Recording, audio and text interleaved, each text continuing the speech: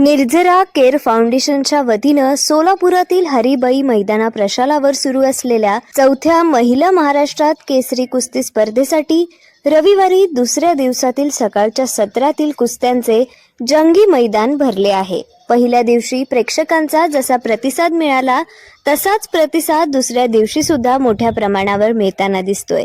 कुस्तीपटूंचे कुटुंब तर मैदानावर आहेतच, शिवाय शनिवारपासून शहराच्या कानाकोपऱ्यातून सुद्धा कुस्त्या पाहण्यासाठी प्रेक्षकांची गर्दी झाली आहे। आज सायंकाळी होणाऱ्या महिला महाराष्ट्र केसरीची अंतिम कुस्ती पाहण्यासाठी सर्वांचे लक्ष सोलापूरकडे लागले आहे।